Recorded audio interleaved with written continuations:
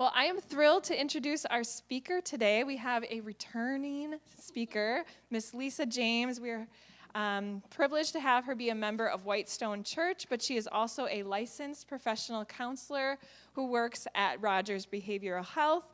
And recently, her and her husband have opened their own private practice, and it's called James Counseling. They're primarily working with adolescents and adults, specializing in anxiety and depression, as well as preparing and enriching marriages. But what she really wants you to know is that she loves dogs, and she's obsessed with the show Yellowstone right now.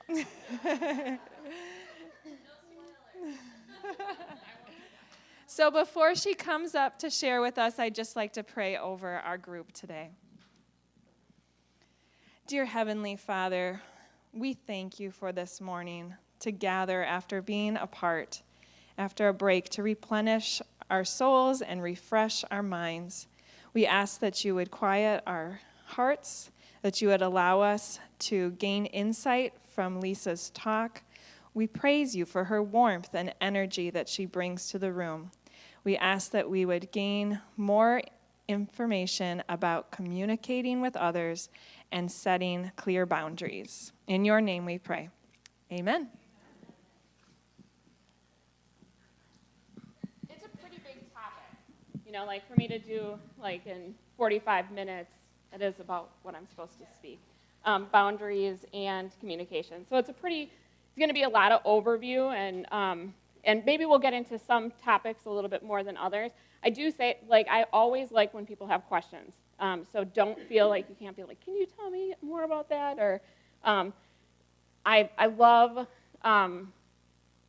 participation from the audience. So do not feel like you can't say something or ask for clarification. So as you know, communication is super important. I don't think you'd be here if you didn't think of it as at least an important topic to think about and to learn more about. We communicate all different ways. As we grow older, we actually use words, but that is definitely communicating something. And we want people to communicate. It's the way that we connect with each other, and it's the way that we bond with one another. I would also say that it's probably communication is usually, the struggles are based in, for obvious reasons, a misunderstanding on what we say or a misunderstanding on what we hear. And it's like we can think that we say something and somebody hears something totally different, or we can think that we hear something and actually what the person was saying, they were saying something very different than how we received it. And that is also because our mood and our emotions at the moment can definitely cause us to think, feel certain things, and interpret things that somebody is saying differently, and it absolutely can also alter the way that we're saying those things. I did pass out some sheets. I just want you to briefly look over those things. You do not have to necessarily fill it out. I just want you to kind of go down the list. I never like the word like poor at this skill, but the reason that I'm passing them out is, first of all, I want people to understand that communication is an actual skill. Like, we think that we should just automatically know how to communicate, and we typically learn most of our communication from our families. I'm not at all blaming moms and dads for everything that ever happens to their kids, and the reality is that how we communicate in the home is how we kind of experience communication outside the home. And the reality is some people communicate very differently in their home than others. And not all of it is bad and good. It's not like I'm saying like this family communicates good and this family communicates bad. Sometimes it's just a style that kind of happens. But the important piece and the reason that I wanted to actually hand that out is that it actually is skills. Like introducing yourself is a skill. It comes easier to some people, but quite honestly, how we enter groups and how we actually introduce ourselves is something that we have to learn. So I just wanted to share that. You're welcome to fill it out if you want, and also know that most people, whenever they do a self-assessment, are usually putting themselves on the more poor side than the good. So just be careful on how you assess yourself also. The other thing is we have to learn how to manage our emotions when we are communicating if we want to be successful in our communication. I don't think good communication happens if you don't have pretty decent boundaries. So the basic premise of boundaries is this idea that I'm responsible for how I treat myself, and I'm responsible for how I treat others. I'm not responsible for how others treat me or how others treat others. It seems like such a basic thing, like, yeah, that makes sense, of course. I'm not responsible for how others treat others, and I'm not responsible for how others treat me. And I would say that that creates more chaos in communication than what we ever realize. Because we get pulled in lots of times when we feel like somebody is not treating somebody else well. Especially if you're a mom. I don't blame any of you for being mama bears, grandma bears, auntie bears, whatever is in the audience. It's just natural. We have that protective instinct. And yet we have to really figure out how to manage that, that feeling of being able to say your no and manage the disappointment of another person. And again, that seems like a basic thing, and it's incredibly difficult. Boundaries, I always say boundaries would be so good if you felt good when you use them. You are not going to feel always great when you use them, especially when you start out using them. It takes time to go, all right, I set this boundary. Now I feel really bad, and I'm not supposed to use I feel bad, but I don't feel great about the fact that somebody's not thrilled about my boundary, and now I have to manage that because I know that in the long run, it's going to be easier. It's this idea of let your yes be your yes and your no be no.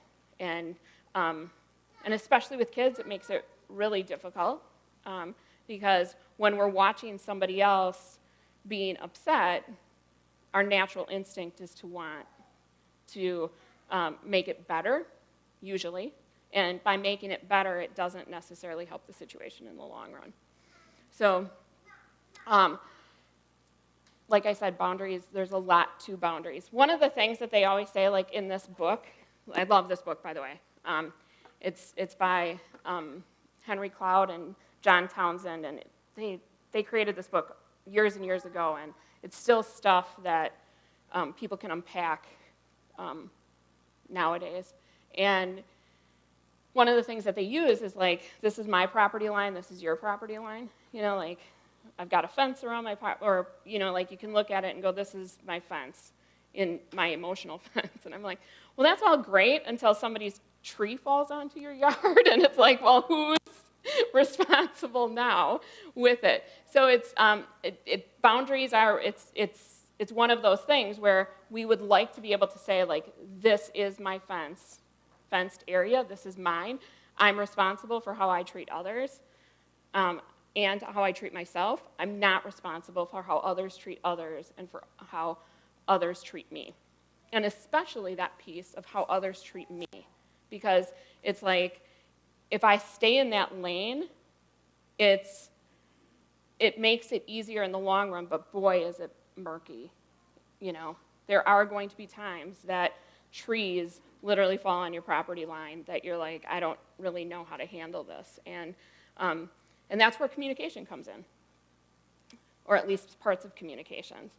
And obviously, whenever I'm talking about this, your role matters.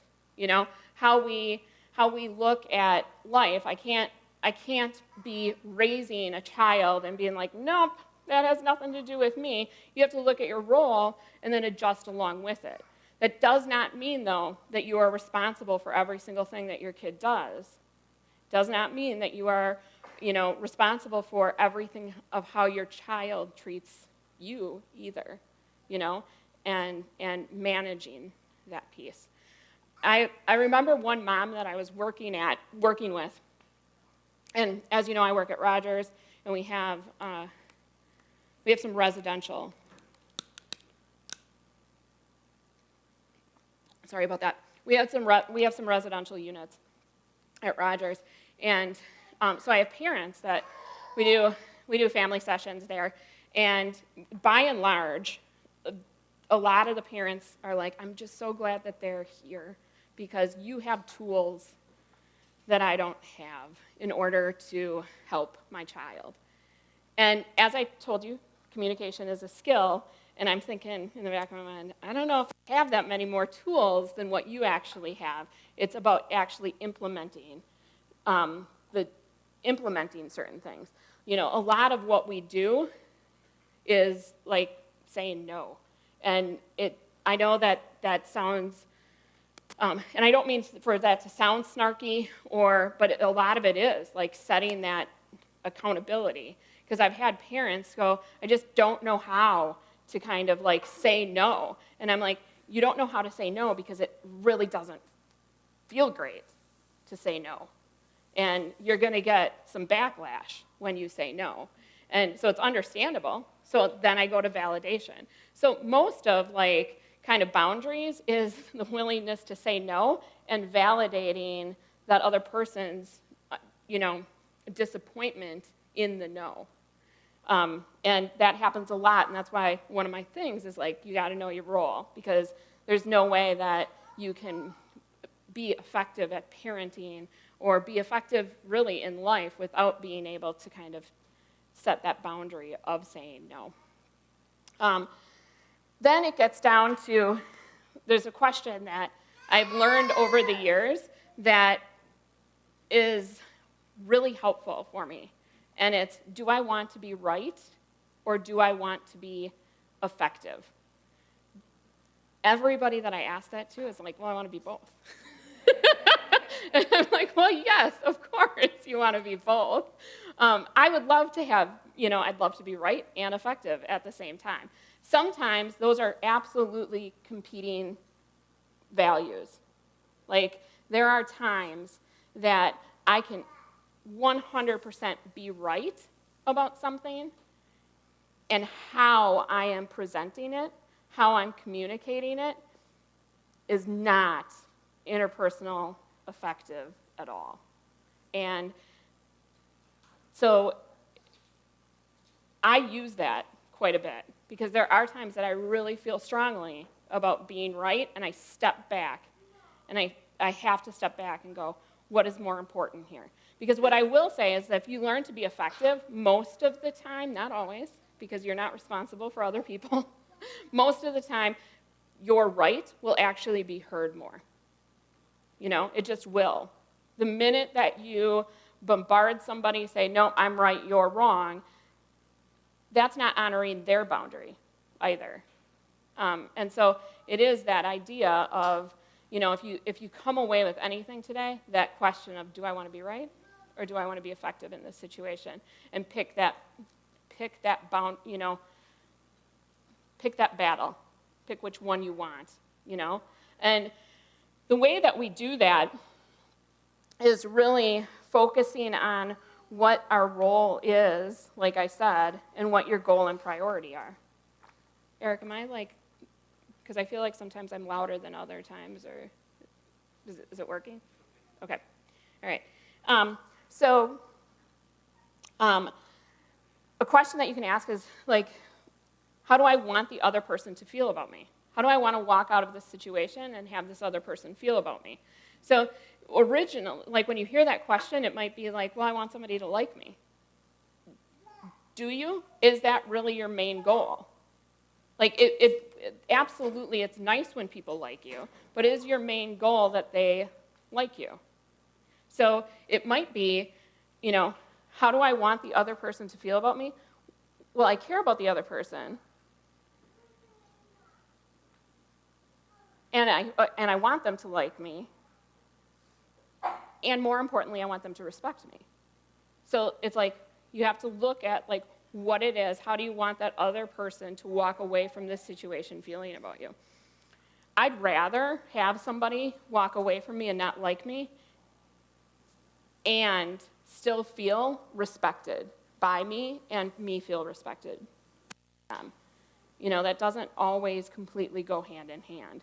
So really sitting back and just asking that question, keeping and maintaining a healthy relationship is about saying, like, how do I want that other person to feel about me at the end of this? Yes? Is that kind of like how we ask our partners to look back? The honest answer or the fake answer? What do you want?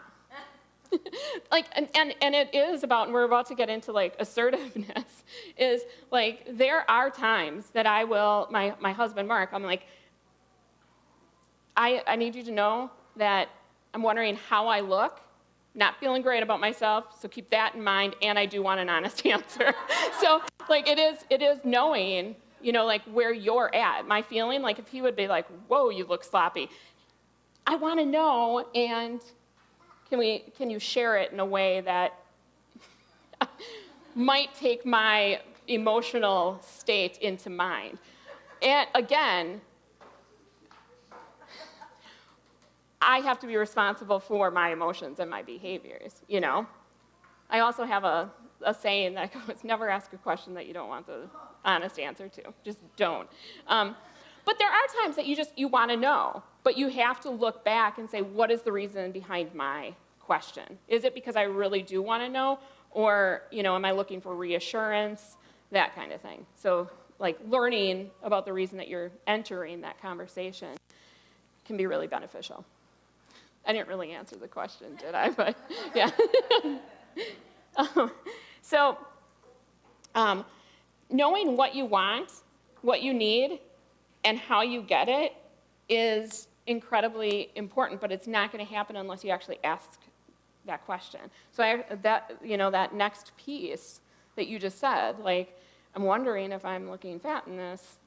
Okay, I could ask, like there's certain people that I could ask that to, and they'd be like, you look great. And you're like, all right. They would say that no matter what. I could be wearing what Mrs. Roper wore, and a big muumuu, and they would still say that I look great, kind of thing. So it's like it's also picking who you want and knowing what you want out of a situation, There is actually a little thing that allows us to do that, and it's there's an actual skill, and it's called Dear Man.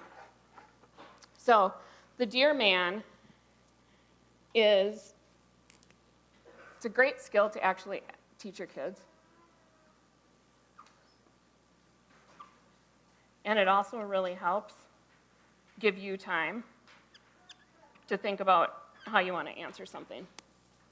So, describe, express, assert,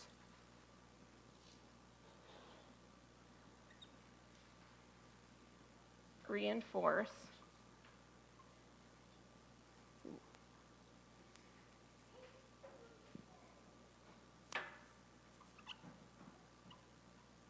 mindful,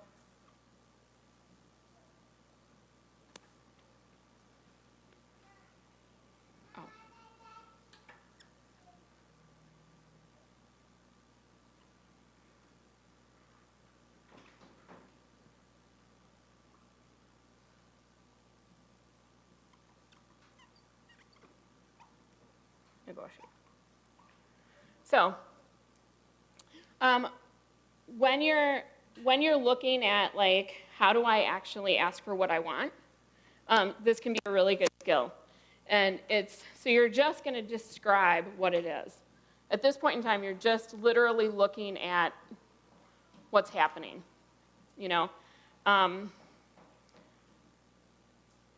Jason gets home, like let's say you have a kid. Jason gets home at 11:30 11:15 every Friday night, and the curfew is at 11. That's just describing what's happening. That's not at all putting any emotion into it. Then you're going to express your emotion. So it's like Jason gets home at 11:15. His curfew is at 11.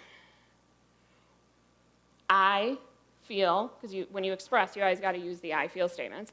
I feel worried when he is late or when you are late, because likely this is going to end up being a conversation that you have with Jason, because that's the only way that Jason's really going to know. And you're going to try and do it in a way that is helpful for both of you. So I feel worried when I get home at 11:15. You're not going to worry at this point in time that Jason's in the back of his mind is like, I don't know why you're worried. Because, yes, Jason is a teenager, and he doesn't know why you worry. So, so at that point, you're describing, you're expressing, then you're going to assert what you want. I would like you to be home at 11 o'clock. And you're going to reinforce why. Because if you get home at 11, then I can trust you. The reinforce is about the relationship.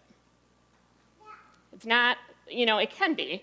It can end up being like, because if you don't do this, your curfew is going to be at 10:30. But the reinforcement really should be about the relationship, because I can trust you more, and then, we're not going to go there yet, but in the back of my mind, I'm thinking maybe we can negotiate later on. But I'm reinforcing, because then I can actually trust you. In the meantime, you're going to be mindful of how you say it. You're going to try and appear like confident and caring. So like if kids absolutely can tell if you're not being caring in the moment or if you're not being confident in that moment. So this is not anything that you say necessarily. This has to do more with your nonverbals. So like if you're, standing over them kind of thing. So you're being mindful about your appearance and your tone. And then you just hold on to this one. You negotiate. Like in the back of your mind that you might negotiate. So, because the only way that you're ever going to really be able to do communication with somebody is if at least at some point you're able to negotiate. That does not mean that you don't have certain expectations.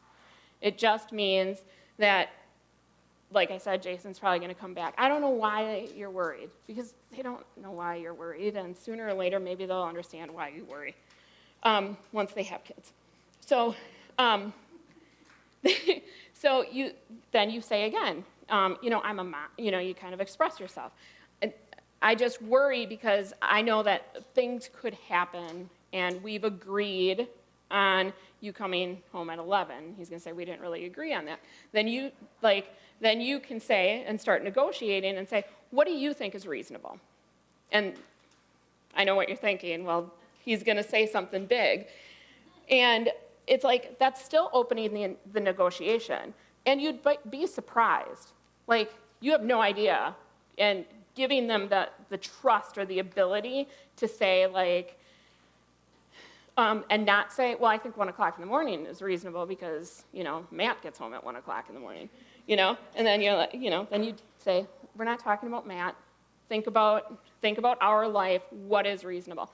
You might be surprised and just say, there's just some times that I would like to come home at 11:15 because we're in a movie and it just makes sense. So then maybe you can actually negotiate and say, all right, on days that you go to a movie, if you tell me which movie you're going to and you actually let me know that you're coming home at 11:15, that might be a possibility.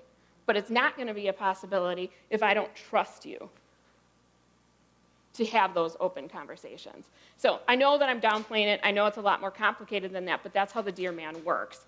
The beauty of this is you can actually teach your kid this. And if you teach your kid this, if they ask for something, you go, I don't know, write out your Dear Man, and then it allows them to think it through, describing the situation. Because if we can start describing the situation without our emotion in it at first, but then identifying the emotion behind it, that is a huge skill.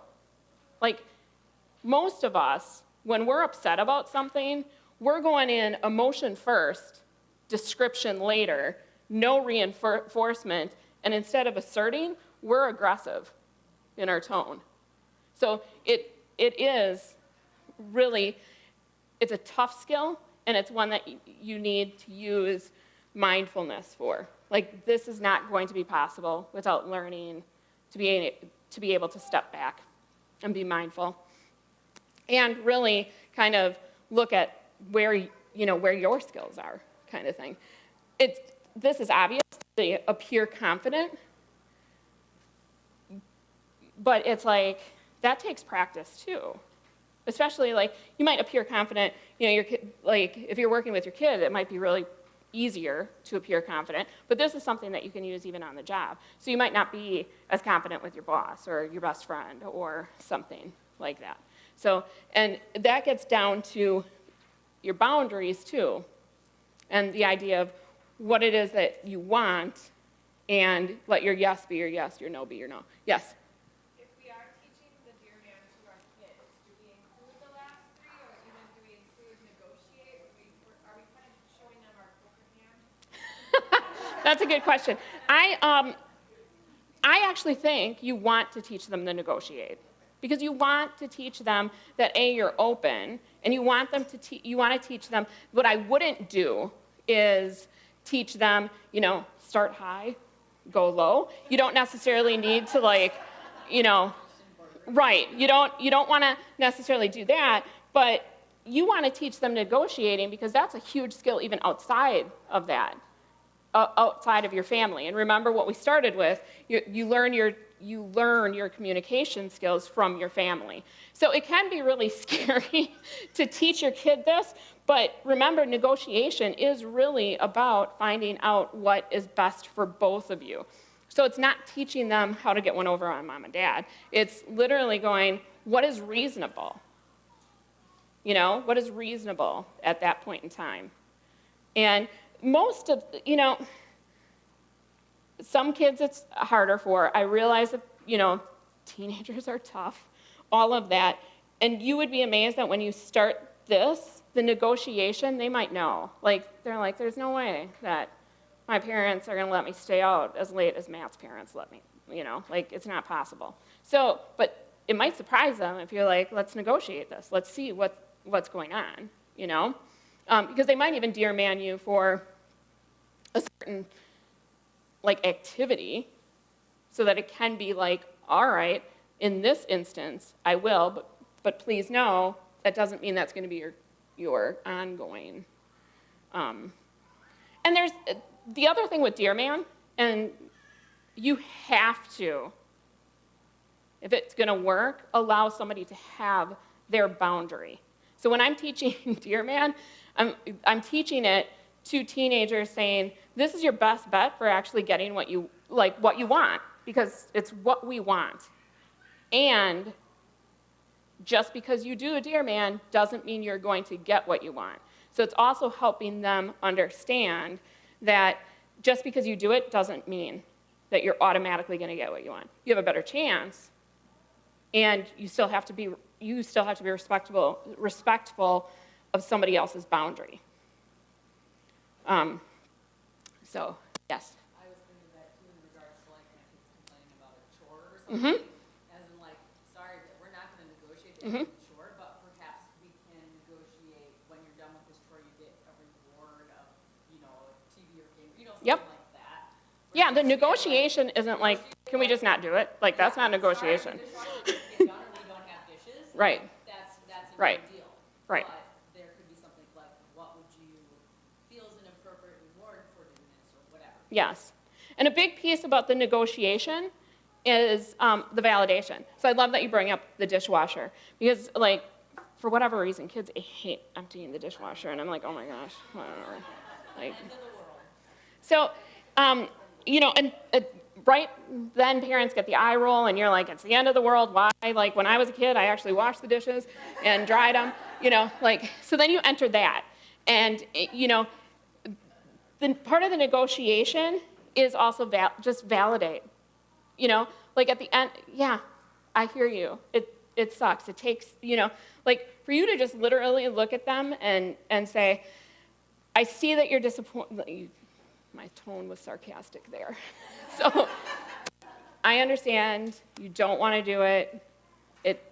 You're bummed out that that's an expectation. I hear the fact that your sister never has to unpack the dishwasher. I hear all of that. And the dishwasher still needs to be unpacked. So you're not taking that expectation away. You're just validating.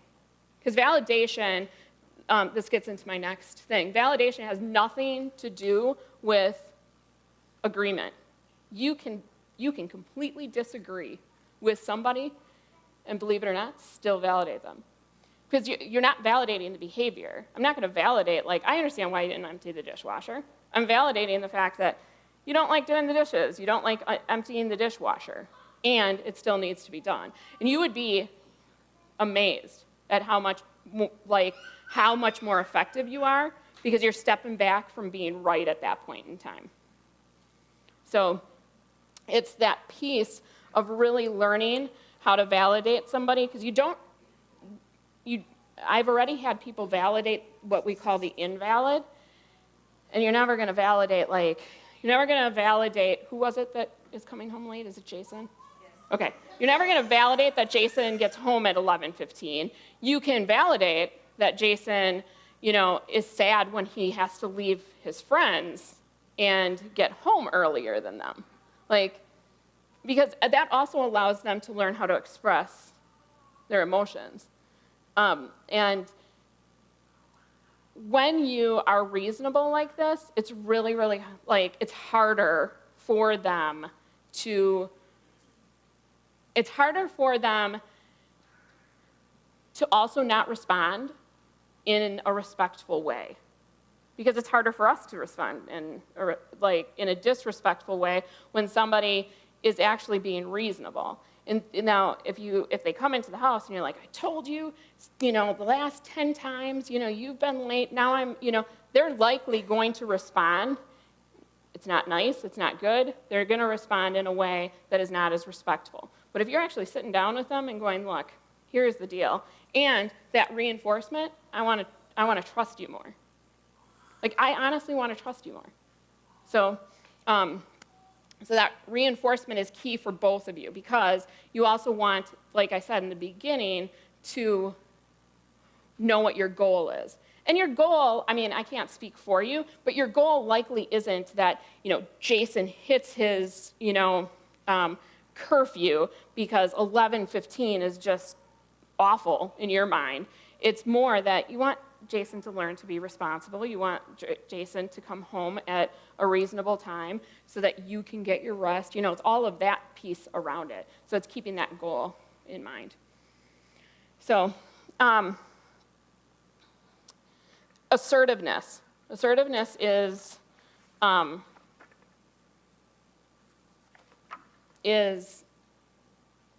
really important through all of this too, because we have,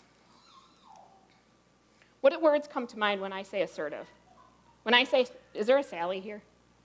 Oh, there is? Okay, sorry. Is there a Rita here? Okay, so if I say, Rita's really assertive, what comes to mind? What? Aggressive. What else comes to mind when you think of power? Okay. Bossy. Yep. So Rita's throws around her power. She's aggressive and she's bossy. Is Rita anything else when you think of Rita being assertive? Arrogant. So all of those things actually is not what assertive means. You're describing aggressive. Bossy, arrogant, using their power, that's actually aggressive. So when we talk about being assertive, we're not talking about being aggressive. Passive aggressive.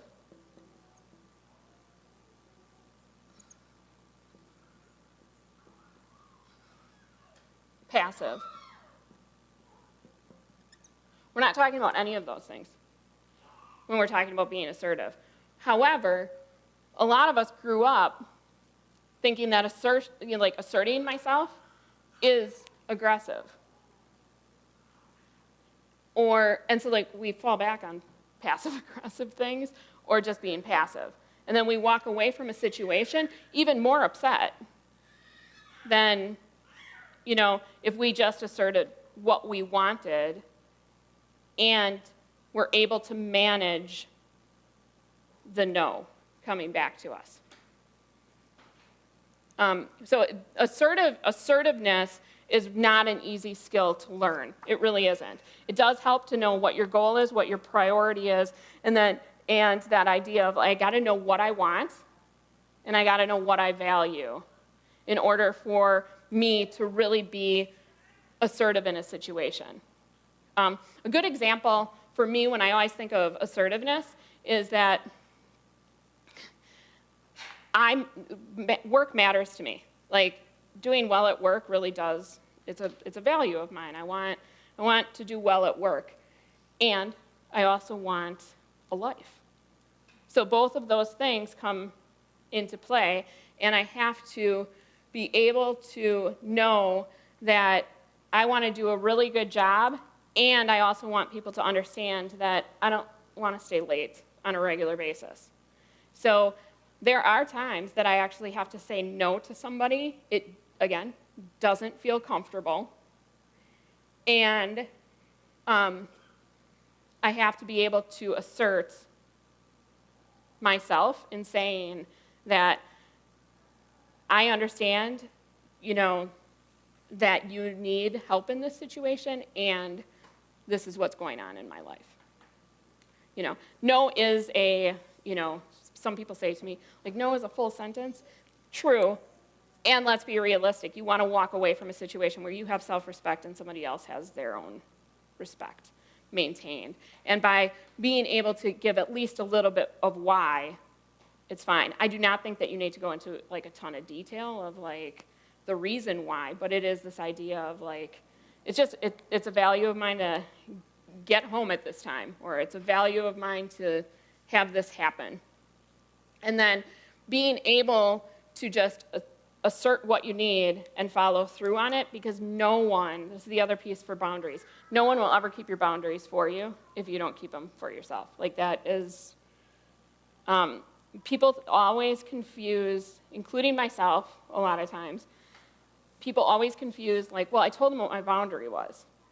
So then you get mad when they don't keep your boundary, and it's if you just walk into the situation knowing that I'm stating my boundary, I'm responsible for my boundary, I can't expect them to keep it. What I can do is assert myself and accept the fact that they might be disappointed in that. Does that make sense? Yeah. It's really, really hard. But I'd spend some time of thinking about that, because assertiveness is not aggressive. And we live in a world that tries to confuse those two things continuously. Yes? Yeah. If you would have asked us and put a man's name in it, being assertive, do you think you would have gotten a different response? Because I feel men, if they're being assertive, that's a positive thing. Women, that means they're being aggressive. Yeah, I would say the chances of that. I would say the chances of the word assertive is true, that possibly, but I would also say that aggressive, passive-aggressive, and passive, regardless of who's doing that, is not going to be effective. So I do think that if a man is assertive and says what they want and need, it may be perceived a little bit differently, but I would also say that passive and aggressive ways of communication, if I would say, Fred is assertive, it might be a little bit more acceptable, but if I said Fred is aggressive, I would actually say that most people would be more offended by Fred being aggressive than, who's our person? Rita being aggressive. Because immediately, and this has to do with like just the world that we live in, right, and the culture that we live in. Immediately, if I say Rita's aggressive, most people aren't thinking that Rita's like taking somebody down, you know? They're just not going to. They might think she's being verbal. But so it's like, it absolutely, those things come into play, but they come into play in a different way depending on which word you're using. So, yes. Is there a way to simplify this for like kids that are under a certain age? Obviously like a Yeah, 5 to 8-year-old. 5 to 8-year-old. I would say start with describe and express. They're probably not going to understand assert and reinforce, but if you can get them to describe what's happening, who, what, when, not why, who, what, when, and then be able to identify emotion, that emotional identification, the earlier that you can start on emotional identification is huge, and using I feel statements and validation is huge.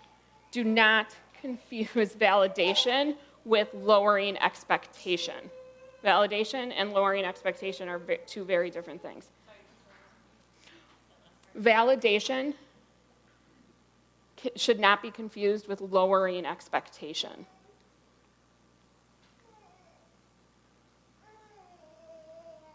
Now, there might be a time where they describe, and you got to look at like what the expectations are in your family, and they might be describing, saying like, it is really, I have 6 AP classes. The description. I'm expressed, like that is overwhelming, and I'm just ridden with anxiety.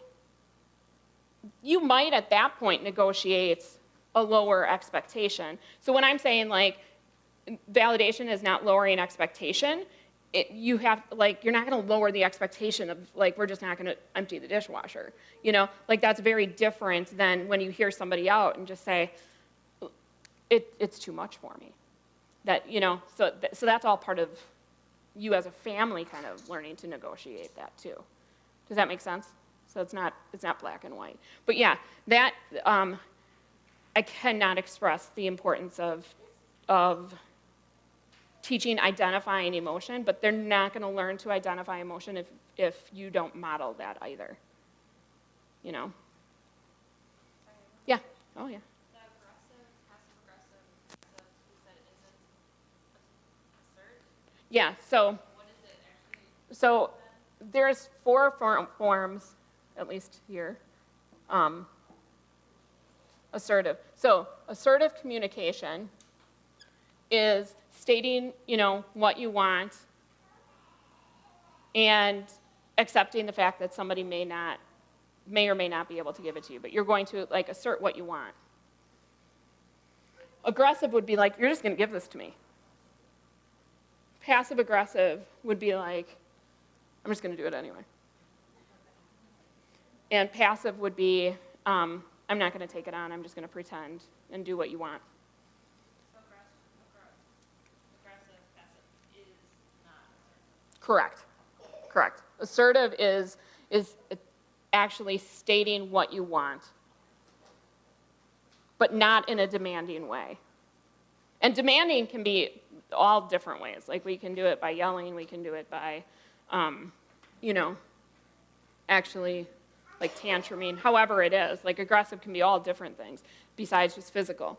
Passive aggressive, I mean, the number of ways that people can be passive aggressive is like, it's unbelievable. So, catch yourself though.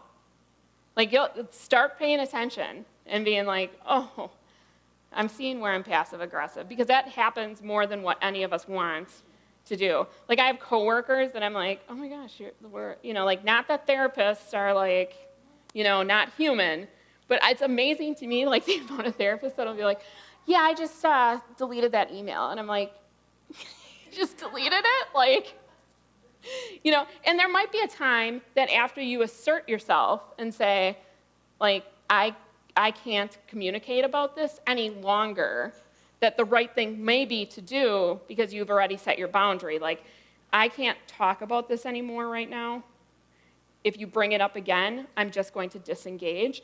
Then it might be, like, then, like that idea, that's not passive aggressive to then delete the email. But if somebody, like, sends you an email and you just don't like it, and you're like, like, that's not assertive. And then ultimately, people don't always know how, like, we can assume that somebody knows that how they're treating us is disrespectfully, but we can also accept the fact that maybe they just really don't know. Because again, going back to the patterns of what our, family had, tone is very different in different families, and I think it's different in gender as well. Like, what one person thinks is, rude, another person might be like, I was just telling you what I was thinking, I actually, and I say this jokingly, regret teaching Mark tone, because sometimes, on occasion, he'll let me know that my tone isn't always, and I'm like, well, that was never brought up before I taught you that sometimes your tone. So, like, that's all part of it, too. As people, like, learn these skills, they're all, you're going to keep each other accountable kind of thing. So. And you said assertiveness, Assertiveness is to be assertive. To be assertive is literally just saying. but in your Jeremy, assert is tone. Assert is ask. Like, you're asking for what you want. Yeah. Yeah. Yeah. You're going to assert what you want here. The mindfulness and the appearance have more to do with tone. You're going to be mindful about how your tone is, and how you're appearing. Okay. Anyone have any questions? Okay. All right, thank you guys. Oh, sorry. No, sorry. I just No. thought of, just when you were saying the last things about, like, assertiveness and stuff, it just reminds me of, like, and just overall in communication in general, like, just saying what you need sometimes is, like, a game changer. Like, especially when it comes to men are dense, you guys. They are dense. Spell it out. You do know this is being recorded. Right. Right. Your wife probably has supposed to come for you too sometimes. Oh, thank God you didn't say you don't count. I was like, no, Erica. I love my husband, but sometimes, Yeah. like, me just being, like, Mhm. frustrated that the dishes need to be washed doesn't do anything. I have to say, hey, I need help. Can you please wash the dishes? Yeah. Game changer. Like, Yes. You just gotta spell it out. Yeah, no, I totally agree. The other thing that makes a huge difference is, and we don't always do this, but it's amazing. Like, if somebody, it's a game changer for teenagers for sure, and even younger kids than that and yourself. If you get used to, like, if all of a sudden you're talking and, like, just sharing what's going on, and you stop the person and say, do you want advice or do you want me just to listen? Then it sets kind of the tone, and then you know what it is that their expectation is, and it allows you to follow that expectation. And obviously, depending on what they're sharing, it might be that you do just listen, and then maybe you have to go back to it and go, I know that you said just listen, and I really appreciate you sharing that, but I think that there's more that we need to talk about, depending on if it's like, I'm just thinking in the back of my mind, like a dating situation that you're like, thank you for sharing that. And then you're like, all right, I'm going to make sure that I go back to that, But being able to just listen and take it in and then plan for it it's going to make a huge difference, because you're not, remember in the beginning I said, like, your emotion and your mood can absolutely play into what is also how you're saying something and how you're hearing something. So I do agree that asking is, a big part of it. So, all right. Anything else? I don't know. Ask Eric.